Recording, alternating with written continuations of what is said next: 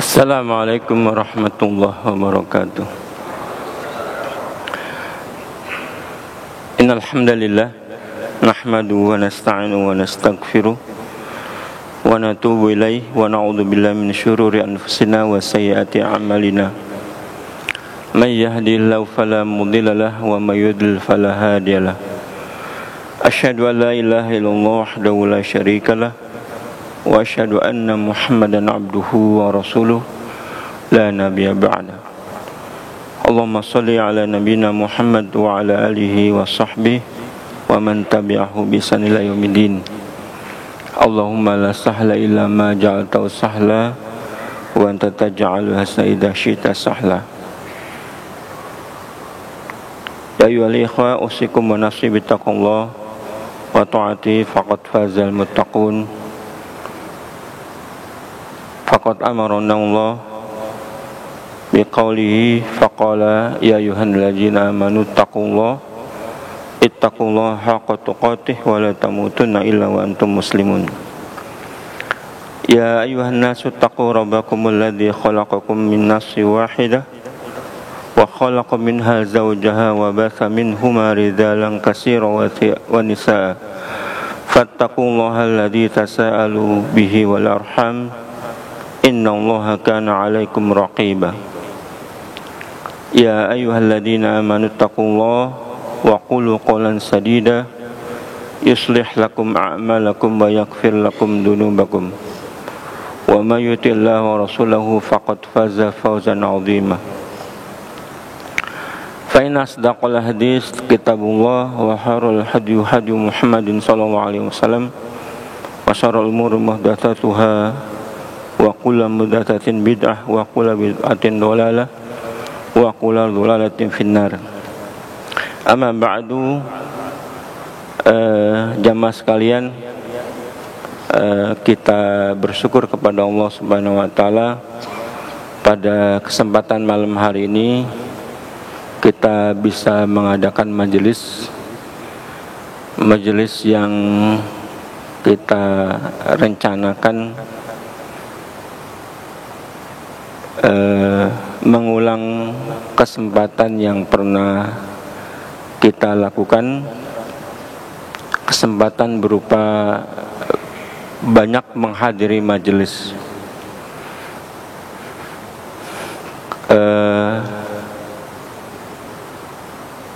Persoalan wabah atau pandemi telah menghambat sebagian besar kita untuk duduk di majelis. Bahkan ada masjid-masjid yang sampai sekarang pun belum dimulai lagi. Alhamdulillah kita bisa memulainya. Yang kedua, jamaah yang berbahagia, saya akan membacakan kitab Aqidah Thahawiyah. Barangkali kitab ini pernah kita bahas di masjid kita. Kalau tidak salah sekitar 5 atau 6 tahun yang lalu. Masih ingat ya?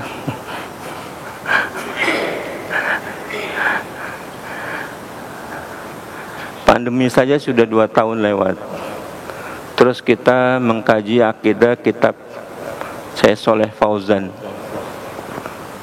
Itu saja sudah hampir 3 tahun. Seingat saya 6 tahun lalu. Sekarang kita mengkaji lagi untuk apa? Ternyata kita memang mengkaji khususnya tauhid akidah. Barangkali di antara kita ada yang perlu diingatkan kembali, diulang-ulang kembali. Maka pemilihan kitab Tauhid Aqidah Thahawiyah adalah alasannya karena kita barangkali sudah lupa. Kemungkinan jamaah juga ada yang belum pernah ikut majelis 7 tahun atau 6 tahun yang lalu. bagaimanapun akidah ini penting. Nah, kitab Aqidah Thahawiyah ini saya pilih karena kitab Aqidah Thahawiyah adalah kitab Ahlus Sunnah wal Jamaah dalam masalah akidah yang pertama dan utama. Seluruh kitab-kitab akidah Ahlus Sunnah wal Jamaah merujuk kepada kitab ini. Ya. Merujuk pada kitab Thahawiyah. Barangkali yang kita kaji terakhir itu kitab Tauhid pada sebagiannya dari akidah Thahawiyah. Sampai-sampai barangkali kita nanti ketemu perkara-perkara yang kita menganggapnya itu bukan bagian akidah Ahlussunnah wal Jamaah. Ternyata di dalam kitab ini termasuk bagian akidah Ahlussunnah wal Jamaah.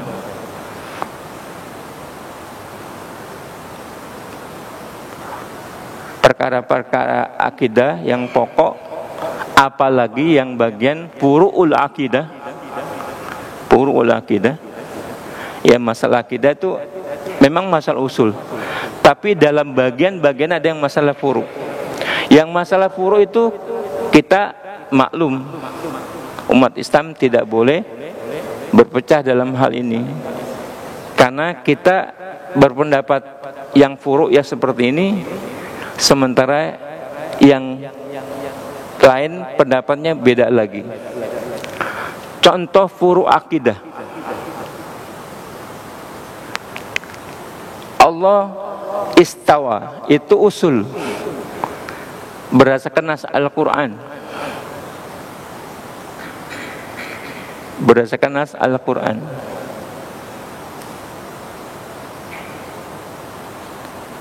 Makanya dalam kitab ini nanti disebutkan oleh Abu Hanifah rahimahullah,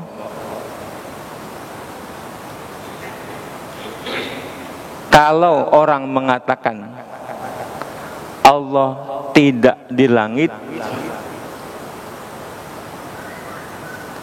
ya, Allah tidak di langit, perlu ditanting bahasanya, perlu diperjelas maksud Anda apa. Kalau Anda mengatakan Allah tidak di langit, sementara Allah mengatakan istawa ala arsy, pernyataan Anda bertentangan dengan Al-Quran. Kalau Anda menolak ini, maka Anda kafir. Itu Imam Abu Hanifah mesti memperjelas pernyataan orang tersebut. Kalau imam yang tiga, Imam Syafi'i, Imam Maliki, Imam Ahmad bin Hanbal, jelas pendapatnya, barang siapa mengatakan Allah tidak di langit, kafir.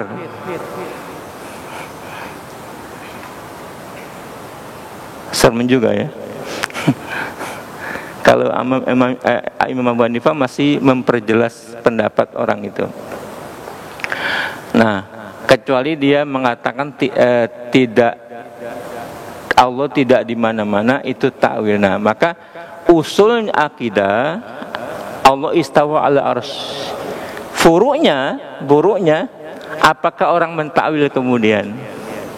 Orang, saya percaya Allah istawa ala arsy, tapi maksudnya begini-begini, itu takwil, itu namanya furu'ul akidah. Makanya Ahlussunnah wal Jamaah dalam kitab ini nanti, orang yang berpendapat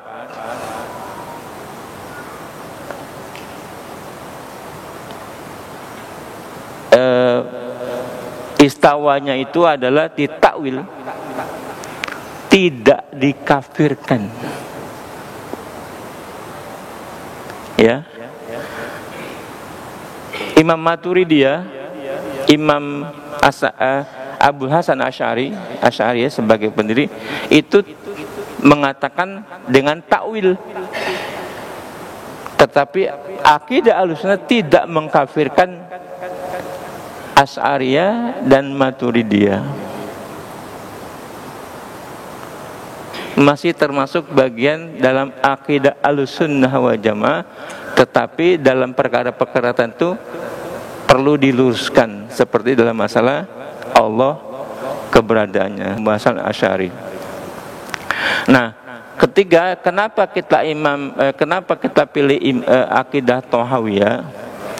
Tadi saya sebutkan Imam Thahawi adalah yang menulis akidah yang paling awal, termasuk di dalam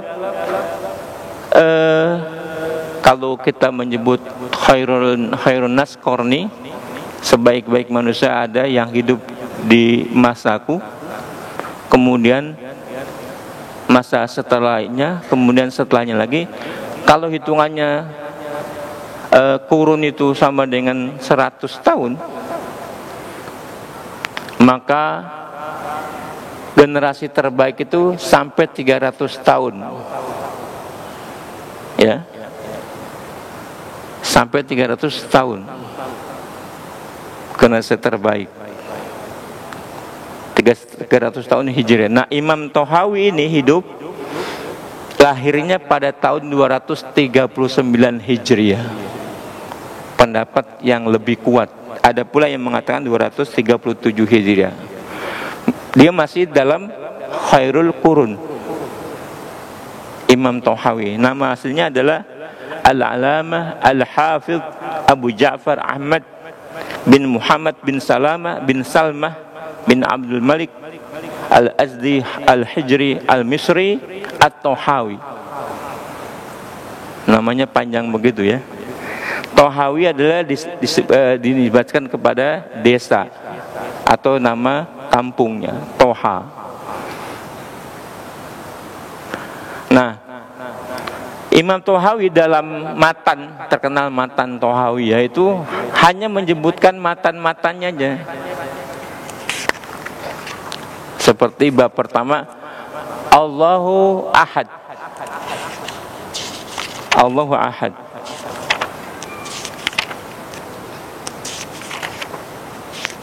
Kemudian hanya begitu. Kemudian yang kedua, laisa kamitslihi syai'. Matan kedua, enggak ada penjelasan. Yang ketiga, wala syai'un yu'jizu. Tidak ada yang bisa melemahkannya. Wala ilaha ghairuh. Tidak ada Tuhan ilah kecuali Dia. Begitu seterusnya ya, tentang Allah Subhanahu wa taala, sampai kepada jumlahnya matannya itu sampai 119.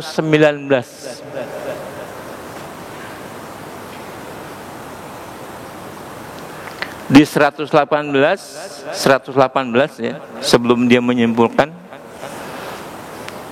wa dinullah fil ardi was sama wahid. Agama Allah untuk di langit dan di bumi satu. Maka kalau ada pendapat ini perlu dikritik ya, agama samawi misalnya begitu, Yahudi, Nasrani, Islam, itu kata manusia. Kalau kata Allah, satu agamanya Allah, Islam. Dari Adam sampai Nabi Muhammad adalah Islam. Yahudi dan Nasrani itu adalah buatan orang. Orang bertanya lagi, loh kenapa Al-Quran menyebutkan Yahudi Nasrani? Al-Quran menyebutkan Yahudi Nasrani. Itu cara Allah Subhanahu wa taala memanggil kelompok-kelompok yang sudah menamakan dirinya Yahudi dan Nasrani. Pada bagian yang lain Allah selalu menyebut Ahlul Kitab. Nah, dinullah fil ardi was sama wahid wa huwa dinul Islam.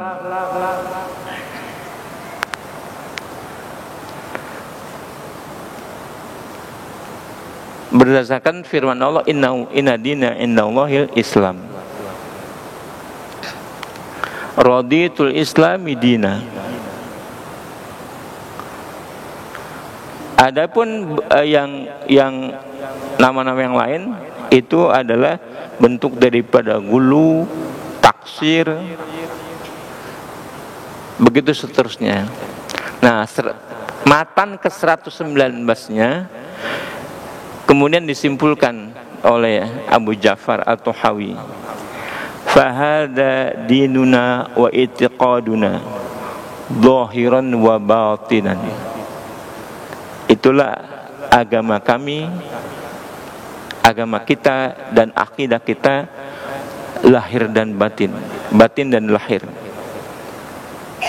Wa nahnu bura'u ila Allah ta'ala min kulli man khalafa alladzi dzakarnahu bayanahu.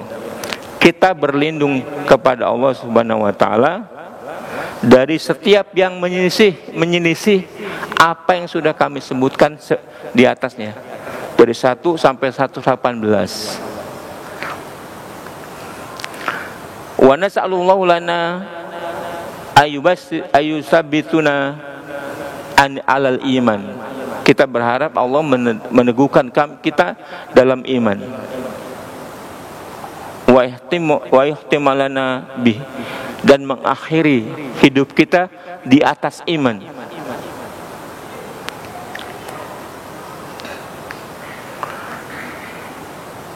Nah, itu matan yang ditulis oleh Imam Abu Ja'far At-Tahawi. Kemudian disarah, diberikan penjelasan yang dimaksud dengan la ilaha illallah apa, la ilaha ghairu la syai'in mislu itu apa. Disarah, diberi penjelasan oleh pensarahnya. Yang namanya adalah, nama singkatnya Abdul Aziz.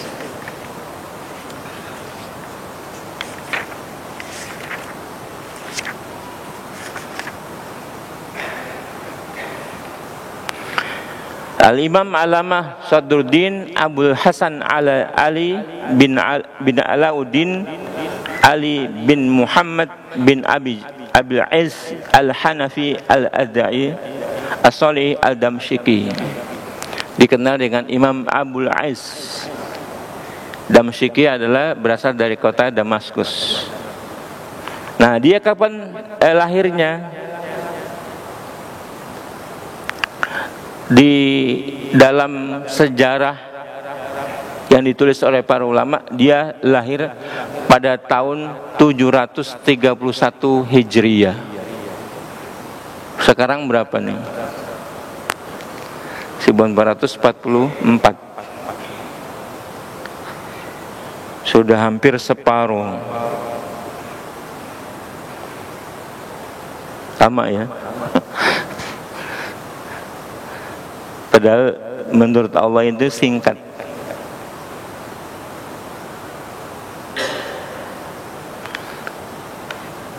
Nah, Imam Abul Aziz lahir pada 731 Hijriyah yang mensyarah kitab Aqidah Tahawi. Nah, bentuknya mensyarahkannya itu masih bentuk ngacak-ngacak, berdasarkan matan saja dia syarah. Nah, sampai kemudian datang ulama sekarang yang namanya Abdul Akhir Humad Al-Humaidi. Ini adalah ulama zaman sekarang. Dia mentahdzib sekaligus memberi catatan-catatan berdasarkan komentar-komentar orang yang memberi komentar ini. Ditahdzib apa? Diperjus, dirinci lagi berdasarkan klasifikasi tauhid. Kalau Abul Is mensarahnya itu berdasarkan matannya, urutan-urutannya bisa terulang lagi. Yang di awal bisa terulang pada bagian yang lain. Nah, kalau Imam Al-Gumaidi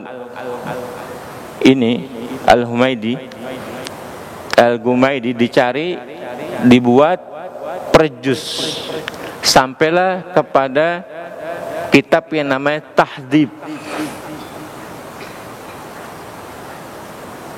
Syarah Tahdhib Aqidah Thahawiyah.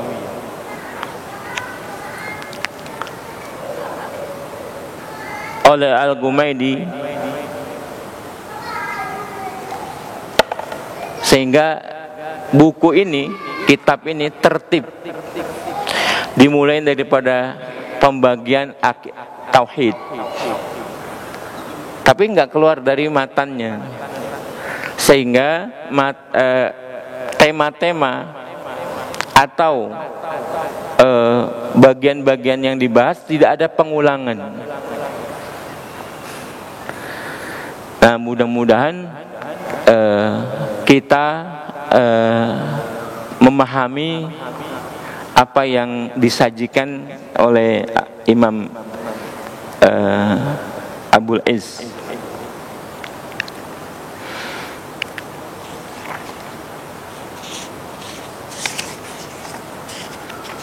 Ikhwan bin rahimahullah, begitu secara singkat para ulama yang telah menerangkan. Mungkin kita memerlukan syarah lagi. Kalau zaman dulu, zaman Imam Thahawi, sudah langsung mengerti masyarakat barangkali.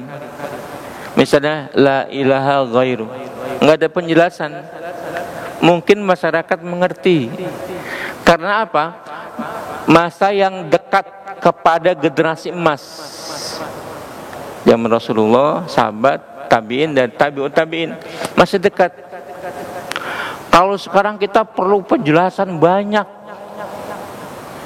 udah dijelasin panjang lebar, pasti nggak ngerti juga. Itu orang sekarang bedanya. Ya, kita memerlukan banyak penjelasan, masih belum ngerti juga. Nah, makanya wajar kalau kita mengulang kembali. Pada bab awal Imam Abul Izz menulis iman kepada Allah. Pada pembahasan pertama, bab pertama, judulnya iman kepada Allah. Nah, dalam pembahasan iman kepada Allah dibagi dua pembahasan. Yang pertama pembahasannya tentang tauhid. Yang kedua ibhathul kufri wal iman. Pembahasan tentang kufur dan iman. Batasan-batasannya harus jelas. Nanti banyak yang ekstrim sekali. Ekstrim dalam arti kita yang berpendapat akidah sudah seperti ini, kok Imam Thahawi lunak sekali gitu.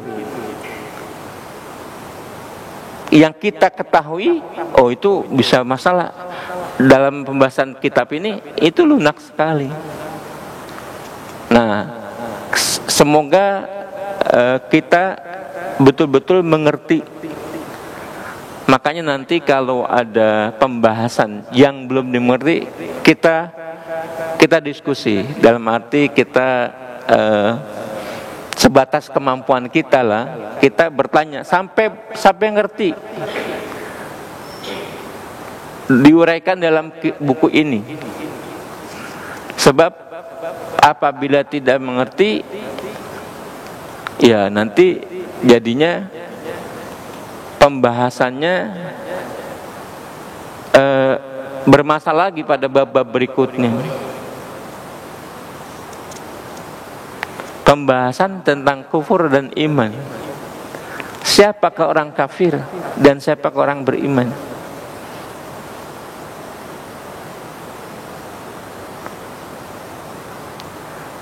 Ya mungkin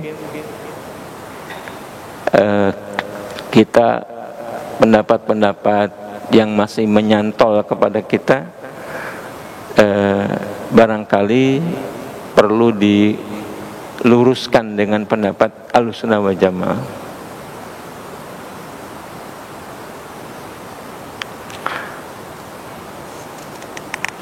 Baik.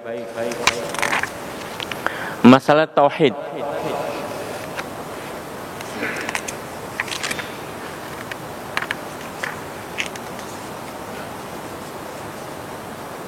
Di dalam tauhid ini ada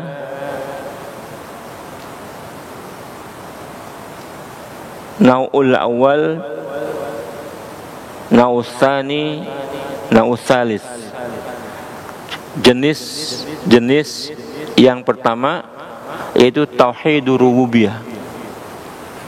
Mungkin kita sudah paham tauhid rububiyah dibagi ke dalam 4 pembahasan. Pertama, makna tauhid rububiyah. Kedua, mitsaq, al-mitsaq. Sumpah kita di alam ruh kepada Allah Subhanahu wa taala, al-mitsaq. Yang ketiga, pembahasan sebagian dari mana-mana rububiyah. Yang keempat,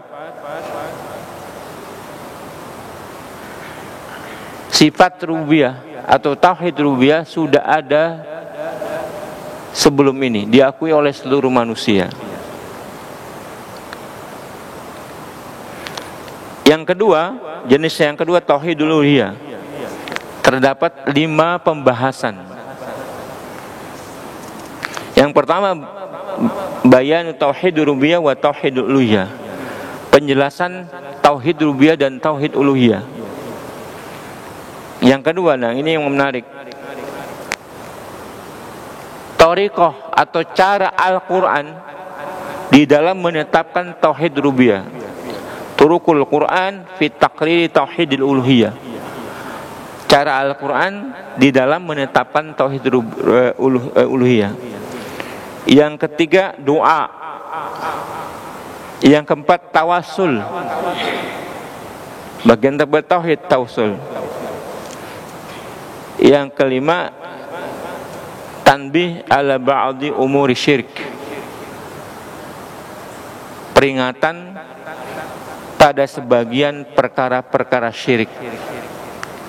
Masuk di dalam uluhiyah. Yang ketiga, nah ini yang pertama dan yang kedua kita hampir tidak ada masalah tauhid rububiyah dan tauhid uluhiyah. Antara internal umat Islam hampir tidak ada masalah. Nah, yang menginjak ketiga baru ada masalah. Yang nausalis tauhidul asma wa sifat wa fihi mab'atsan. Tauhid asma wa sifat. Seperti Allah tadi istawa di atas langit, itu asma wa sifat. Makanya jangan terlalu keras kepada yang akidahnya Asy'ariyah.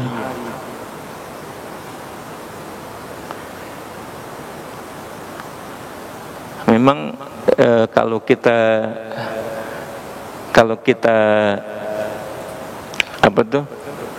ngikutin ulama-ulama yang ada di dunia maya itu pada Facebook, tauhidnya adalah Asy'ariyah dan Maturidiyah. Sampai keras mereka mengatakan Allah di atas, Allah tangannya begini, Nah, sehingga orang yang menetapkan berdasarkan Quran dianggap mujassimah. Mujassimah apa tuh? Mujassimah itu adalah enam firqah yang disebut dhallah oleh Rasulullah. Ya. Termasuk 6 firqah yang disebut dhallah oleh Rasulullah. Ketika mengatakan yang benar adalah satu. Sepakat ulama mujassimah masuk ke dalam 6 kelompok dhallah. Nah, Asy'ariyah dan Maturidiyah menggelari orang-orang yang tidak berani mentakwilkan dengan diserahkan kepada Allah, maksudnya dianggap mujassimah. Singkatnya begini, kita yang berakidah, yang menetapkan bahwa Allah adalah seperti yang Allah sebutkan, Allah di langit, dianggap kita mujassimah oleh Maturidiyah dan Asy'ariyah. Sementara kita tidak boleh mengatakan mereka, ya, mengatakan mereka takwil. Memang mereka takwil, maksudnya menuduh sesat, menuduh apalagi kufur. Nah, itu bedanya. Kalau Ahlussunnah wal Jamaah terhadap kelompok yang berbeda pendapat dalam masalah furu akidah masih mengatakan mereka saudara kita, mereka tidak sesat, hanya keliru. Tetapi kelompok akidah Asy'ariyah menuduh Ahlussunnah sesat. Nah, kan antum dibilang sesat kan pasti marah. Coba kalau dilihat di YouTube itu,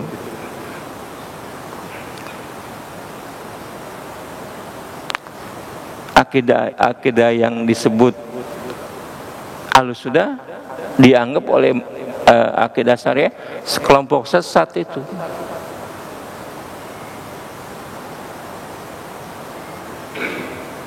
Saya belum pernah menemukan orang yang berpaham Asy'ariyah, ya, menuduh kelompok Ahlussunnah kecuali dengan panggilan-panggilan yang buruk.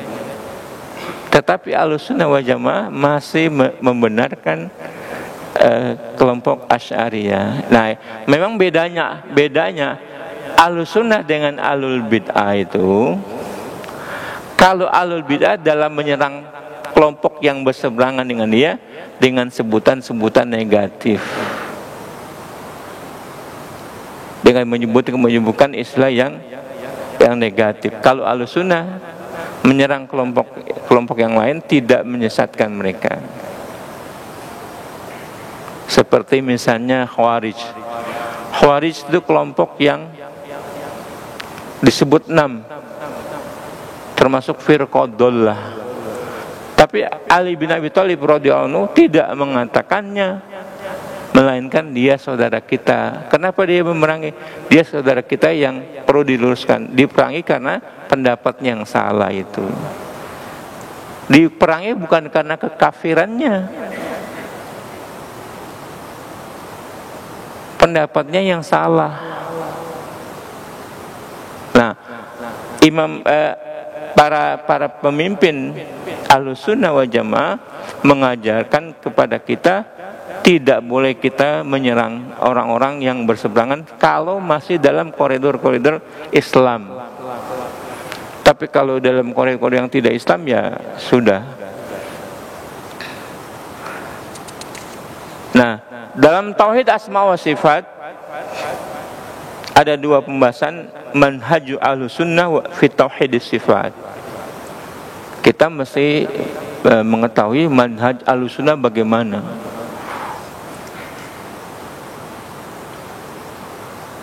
Bagaimana Pak manhaj Ahlussunnah dalam masalah asma wa dan sifat?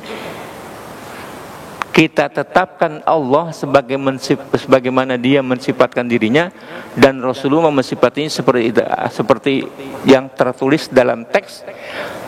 Sementara bagaimananya kita serahkan kepada Allah, manusia tidak tahu. Nah, kalau Asy'ariyah harus tahu, maka dijelaskan. Karena nggak bisa dijelaskan, harus ditakwil. Maka terkenal dalam manhaj Ahlussunnah wal Jamaah, dalam asma sifat, pernyataan Imam Malik rahimahullah. Imam Malik, apa itu? Misalnya ditambah istawa maklum, al-imanu bihi wajib,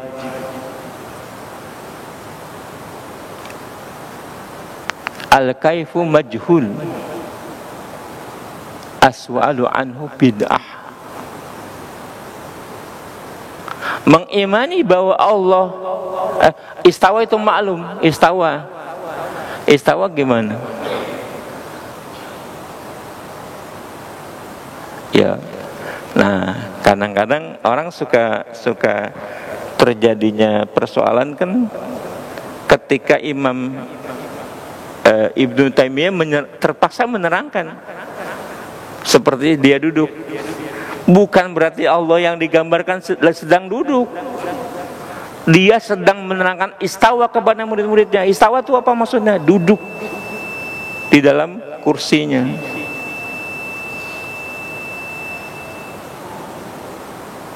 Seperti singgasana dudukan raja, supaya orang maklum. Istawa, mengimaninya wajib. Kenapa wajib? Karena tertulis di Al-Quran. Al-kaifu majhul. Bagaimana kalau Allah duduknya seperti ini? Seperti kita duduk, nggak tahu, nggak ada yang tahu orang. Nah, itu kuncinya. Nah, menanyakan bagaimana? Tanya dong, Ustaz, bagaimana cara duduk Allah? Itu perkara bid'ah. Itu bid'ah dolalah dan finar. Bid'ah dolalah dalam masalah akidah itu yang bisa masuk neraka.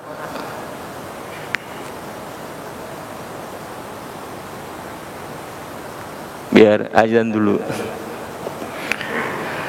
Ya, dilanjutkan sedikit. Manhaj Ahlussunnah wal Jamaah dikenal dengan pendapatnya Imam Malik. Imam Malik dikenal juga sebagai mewakili dalam hal ini. Begitu juga Imam Ahmad bin Hanbal sebagai Imam Ahlussunnah, dikatakan sebagai imam akidah Ahlussunnah ketika dia berhadapan dengan raja, dengan khalifah.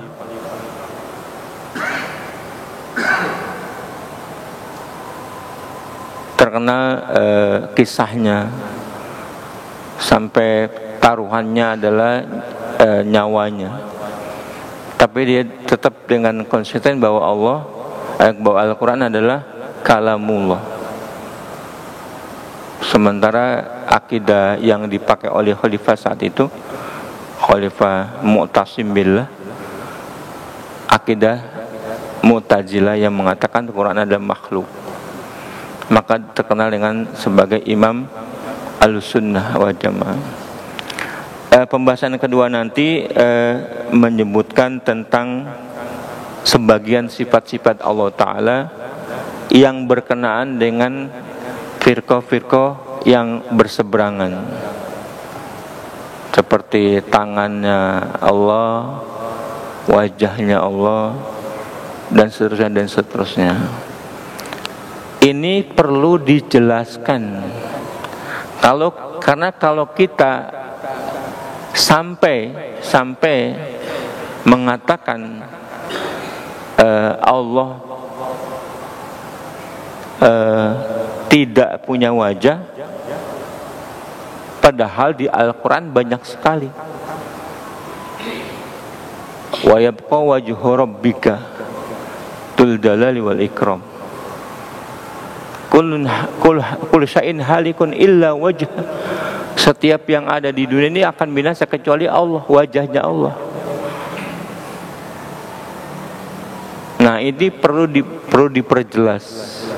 Kalau kita menolak, apa konsekuensinya?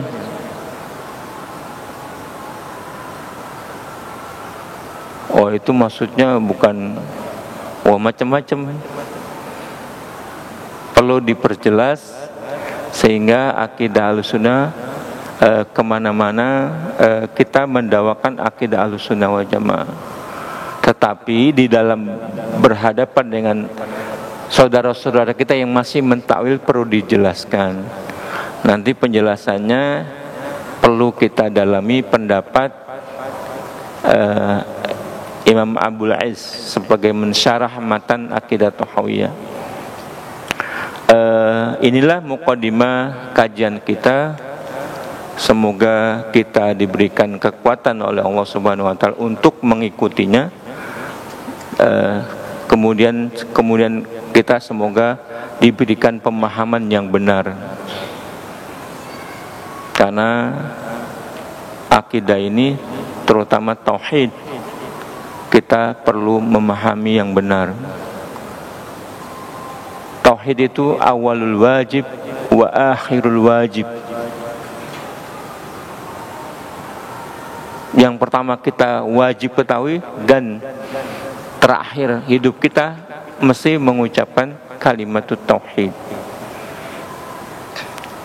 Demikianlah yang bisa saya sampaikan hari ini. Mudah-mudahan kita diberikan kekuatan oleh Allah Subhanahu wa taala untuk terus mengkaji agama kita, khususnya masalah tauhid ini. Barakallahu walakum. Subhanakallahumma rabbana wa bihamdika asyhadu an la ilaha illa anta astaghfiruka wa atubu ilaik. Assalamualaikum warahmatullahi wabarakatuh.